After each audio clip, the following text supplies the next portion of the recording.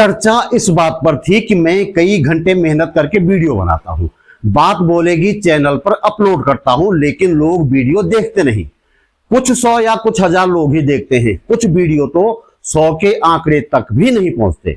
मेरी बेटी ने कहा कि मेरे वीडियो सिर्फ उम्रदराज लोगों के लिए होते हैं, मुझे यूथ के लिए भी कुछ कंटेंट बनाना चाहिए।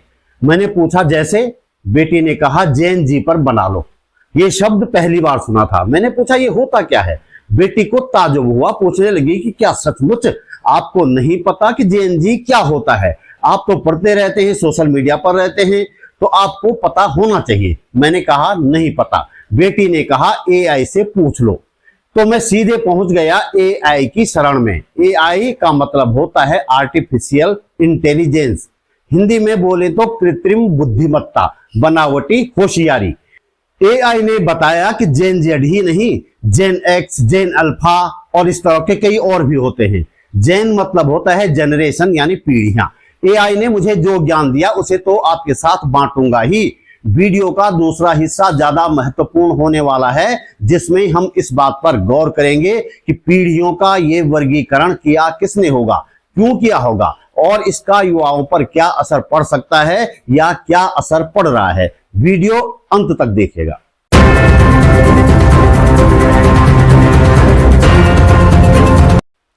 नमस्कार, बात बोलेगी चैनल पर आपका स्वागत। मेरा नाम है त्रिलोचन भट्ट और मैं करता हूं जन सरोकारों की बात। पहले बात कर लें एआई के ज्ञान की। एआई ने मुझे बताया कि ये जेन यानी जेनरेशन मतलब पीढ़ियों का वर्गीकरण है। जन्म के वर्षों के आधार पर पश्चिमी देशों ने ये वर्गीकरण किया है। मसलन जो लोग 1946 से 1964 के बीच पैदा हुए उनकी पीढ़ी का नाम बेबी ब्लूमर्स है। 1965 से 1980 वाले हैं जेन एक्स, 1981 से 1996 वालों को जेन वाई या मिलेनियल्स कहा जाता है। 1997 से 2012 वालों को कहते हैं जेन जेड और जो बच्चे 2013 से लेकर अब तक यानी 2025 तक पैदा हुए उनकी पीढ़ी का नाम है जेन अल्फा। ये तो हुए पीढ़ियों के नाम, इसमें कोई खास बात नहीं है, लेकिन असली बात छिपी हुई है इन पीढ़ियों की विशेषताओं के विश्लेषण में। पहले हम उन विशेषताओं को जानते हैं जो एआई ने अलग अलग पीढ़ियों की बताई हैं और फिर इन विशेषताओं के पीछे क्या गणित है उसे भी समझेंगे। नई पीढ़ी को भी जानना चाहिए और मेरी पीढ़ी को भी जानेंगे तो फायदे में रहेंगे, इसलिए वीडियो लास्ट तक जरूर देखना। जिस पीढ़ी को बेबी ब्लूमर्स नाम दिया गया है यानी कि 1946 से 1964 के बीच पैदा हुई पीढ़ी, उसकी विशेषताएं बताई हैं। काम के प्रति निष्ठा, सरकारी नौकरी पसंद होना आदि। जेन एक्स 1965 से 1980 के बीच पैदा हुई पीढ़ी, इस वर्गीकरण के हिसाब से मैं खुद इसी पीढ़ी यानी जेन एक्स का सदस्य हूं। इस पीढ़ी की विशेषता बताई है आत्मनिर्भर, बैलेंस बनाना आदि। अब है जेन मिलेनियल्स या जेन वाई, 1981 से 1996 वाली पीढ़ी। इस जनरेशन के बारे में कहा गया है कि ये टेक्नोलॉजी को पसंद करने वाली पीढ़ी है, स्टार्टअप्स, फ्रीलांसिंग वाली पीढ़ी है। इस पीढ़ी ने शुरुआत में स्मार्टफोन देखा।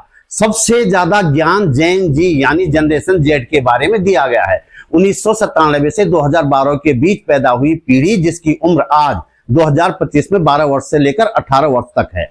इस पीढ़ी की कई विशेषताएं बताई गई हैं। मसलन सोशल मीडिया वाली पीढ़ी, ऑनलाइन शिक्षा, बहुत तेज चलने वाली पीढ़ी, हर समय अपडेट रहने वाली, विविधता में विश्वास करने वाली, नौकरियां बदलने वाली। समझ रहे हैं ना आप? इसके निहितार्थ जैसे कि मैंने बताया दूसरे हिस्से में बताऊंगा। एक और बाकी रह गई जनरेशन की बात कर लेते हैं। इस पीढ़ी को नाम दिया गया है जेन अल्फा, 2013 से अब तक जन्म लेने वाली पीढ़ी। इस पीढ़ी को पूरी तरह डिजिटल, स्क्रीन केंद्रित सीखने का तरीका बदलने वाली पीढ़ी कहा गया है। और हाँ, 2025 के बाद जो पीढ़ी पैदा होगी उसका भी नामकरण किया जा चुका है। उस पीढ़ी का नाम होगा जेन बीटा। इसे रोबोट, एआई और वर्चुअल रियलिटी वाली जनरेशन बताया गया है। अब आते हैं इस वीडियो के दूसरे हिस्से पर। आपसे एक सवाल, खासकर युवाओं से, जेन वाई और जेन जी से। क्या आपने सोचा कभी कि पीढ़ियों के इस वर्गीकरण की जरूरत क्यों पड़ी? किन उद्देश्यों को पूरा करने के लिए यह वर्गीकरण किया गया? इससे किसको लाभ हो रहा है? ध्यान रहे, इन सवालों के जवाब एआई नहीं देगा आपको। देखिए, दो पीढ़ियों के बीच अंतर तो होता है, जनरेशन गैप या पीढ़ी अंतर शब्द पहले से मौजूद है। पीढ़ियों के यही अंतर, यही जनरेशन गैप सामाजिक बदलाव का कारण बनते हैं। लेकिन ये जो वर्गीकरण जेन जेड या जेन अल्फा के रूप में किया गया है, आप गौर करेंगे तो देखेंगे इस वर्गीकरण में वास्तविकता से ज्यादा बाजार है। मैं ये नहीं कह रहा कि ये वर्गीकरण पूरी तरह बोगस है, नहीं, एक हद तक सही है, लेकिन इस वास्तविकता को बड़ी चालाकी के साथ बाजार के साथ मिला दिया गया है। फिलहाल जेन मिलेनियल्स और जेन जेड इस वर्गीकरण के फोकस्ड ग्रुप हैं, इसलिए इन दोनों जनरेशन की बात ही सबसे ज्यादा की जा रही है। कुछ उदाहरण देकर मैं अपनी बात समझाने की कोशिश करता हूं। जेन वाई और जेन जेड यानी 44 से 12 वर्ष के लोग सबसे ज्यादा फोकस्ड ग्रुप हैं। इनकी विशेषताएं हैं कि ये स्मार्टफोन वाली, सोशल मीडिया वाली और पूरी तरह अपडेट रहने वाली पीढ़ी है। ऐसा बनने के लिए आपके पास एक बढ़िया वाला स्मार्टफोन होना चाहिए। जो अमीर हैं वे तो खरीद लेंगे एप्पल या सैमसंग या गूगल का स्मार्टफोन, लेकिन जिनके पास इतने पैसे नहीं वे क्या करेंगे? उनके लिए भी है ना कम कीमत वाले फोन, और वो भी EMI पर। क्यों? और स्मार्टफोन लेने के बाद हर महीने इंटरनेट प्लान की भी तो जरूरत पड़ेगी ना। इससे कमाई कौन करेगा? आप जानते हैं। ये जनरेशन स्टार्टअप्स में विश्वास रखती है। यहां फिर वही बात, अमीर लोगों के बच्चे तो स्टार्टअप शुरू कर देंगे, बाकी क्या करेंगे? और जब ये पीढ़ी सारी की सारी भाई स्टार्टअप्स वाली है, तो फिर ये जो लड़के आपके घरों में ऑनलाइन सामान पहुंचा रहे हैं वे किस पीढ़ी के हैं? ये जनरेशन पुरानी जनरेशन की तरह सरकारी नौकरी में विश्वास नहीं करती, बल्कि लगातार जॉब बदलती है। एक विशेषता ये भी बताई गई है, इसे समझिए। दरअसल युवाओं की व्यवस्था को उनकी जनरेशन की विशेषता कहा गया है। सरकारी नौकरियां हैं कहां जिसे जेन वाई और जेन जेड करना पसंद न करें। रही नौकरियां बदलने की बात, तो श्रम कानूनों की ऐसी तैसी कर दी गई है और ज्यादातर प्राइवेट नौकरियों में काम करने की स्थितियां और सैलरी संतोषजनक नहीं है। ऐसे में युवा नौकरी न बदले तो क्या करे? लेकिन अफसोस की दूसरी जगह भी बेहतर स्थितियां नहीं मिलती है। वह फिर नौकरी बदलता है इस उम्मीद में कि वहां दूसरी जगह तो जरूर बेहतर स्थितियां होंगी, लेकिन प्राइवेट कंपनियों की अमानवीय स्थितियों की मृगमरीचिका में युवा फंस जाता है, जिसे इस जनरेशन की विशेषता कहा गया। एक उदाहरण और, कहा गया है कि जेन जेड क्लाइमेट चेंज के प्रति जागरूक है, समाज के विभिन्न समुदायों के प्रति सहज है। हाँ है, पर कितना प्रतिशत? यदि पूरी पीढ़ी की यह विशेषता है तो ये एक महीने तक कांवड़ ढोने वाली जनरेशन कौन सी है? हिंदू मुस्लिम के नाम पर सड़कों पर हुड़दंग और तोड़फोड़ करने वाली जनरेशन कौन सी है? किसी के पास है जवाब? तो कमेंट बॉक्स में लिखिएगा जरूर। मैं एक वीडियो देख रहा था जिसमें सामने वाले से सवाल पूछा गया कि कपड़े सुखाने के लिए सबसे जरूरी चीज क्या है। सामने वाले ने तुरंत उत्तर दिया रस्सी, जबकि वास्तव में कपड़े सुखाने का रस्सी से कोई संबंध नहीं है।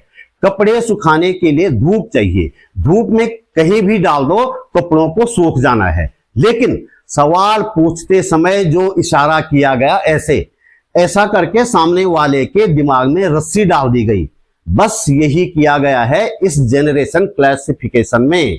जेन जेड स्मार्टफोन वाली जनरेशन है। इस जनरेशन के दिमाग में ये बात डाल दी गई है कि स्मार्टफोन के बिना तो वो इस पीढ़ी के काबिल ही नहीं है।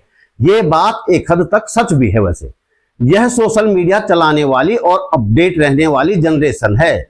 अब इस जनरेशन के काबिल बनना है तो इसके लिए इंटरनेट का प्लान चाहिए। ये बात दिमाग में डालकर न सिर्फ इंटरनेट कंपनियों की मार्केटिंग बढ़ाई गई, बल्कि इन कंपनियों ने चालाकी से इंटरनेट प्लान 1 महीने के बजाय 28 दिन का कर दिया। जेन जेड हर काम में तेजी चाहती है, तो लो भाई, जल्दी से जल्दी ऑनलाइन सामान आपके घर पहुंचाने वाले ऐप उपलब्ध हैं। मैं जितना बोल रहा हूं उतनी नई बातें दिमाग में आ रही हैं, लेकिन आपका रील देखने का टाइम बर्बाद हो रहा भाई। फिर भी मैं अपनी अपील तो दोहराऊंगा ही, हमेशा की तरह। यदि आप महसूस करते हैं कि इस वीडियो को बनाने में मैंने थोड़ी बहुत मेहनत की है और आपको इससे कुछ काम की जानकारी मिली है, तो वीडियो को लाइक करें, कमेंट करें और संभव हो तो शेयर करें। पहली बार मेरे चैनल पर आए हैं तो चैनल को सब्सक्राइब अवश्य करें। मेरा फेसबुक पेज फॉलो करें, बात बोलेगी .com भी देखें। आप अच्छी तरह जानते हैं हमारे पास इनकम का कोई जरिया नहीं है, इसलिए यदि आप समर्थ हैं और चाहते हैं कि यह चैनल आगे भी चलता रहे तो अपने जेब खर्च में से एक छोटी सी राशि निकालकर मुझे आर्थिक सहयोग अवश्य भेजें। आप YouTube पर वीडियो के नीचे ज्वाइन बटन पर जाकर या सुपर थैंक्स पर जाकर मेरा सहयोग कर सकते हैं। डिस्क्रिप्शन में बैंक डिटेल भी है। आर्थिक सहयोग के लिए मैं बलवंत सिंह जी का आभारी हूं। जल्दी मिलते हैं एक और मुद्दे के साथ एक और वीडियो में। नमस्कार।